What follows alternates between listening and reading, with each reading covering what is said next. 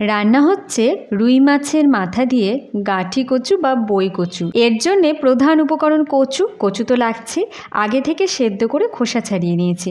আমি আলুটাও একটু সেদ্ধ করে নিয়েছি, আর মাছের মাথাটা ভেজে রেখেছি যাতে রান্নাটা তাড়াতাড়ি হয়ে যায়।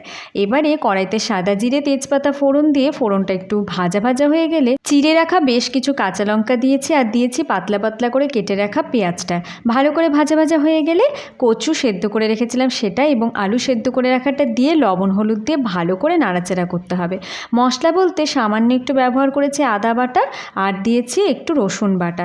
ভালো করে আবারও কষিয়ে সামান্য একটু কালারের জন্য লঙ্কার গুঁড়ো আর জিরে গুঁড়ো ব্যবহার করেছি। মশলা ভালো করে কষে গেলে ফুটিয়ে রাখা গরম জল দিয়ে মাছের মাথাটা দিয়ে ঢেকে রেখে দেবো। ঢাকা সরিয়ে খুন্তি দিয়ে এইভাবে মাথাটা ভেঙে নিতে হবে। গ্রেভিটা এরকম একটু থকথকে হয়ে গেলে গরম মশলা দিয়ে গরম ভাতের সাথে সার্ভ করে দেখতে পারো, দুর্দান্ত লাগবে। রেসিপি ভালো লাগলে সাবস্ক্রাইব করে সঙ্গে থেকো।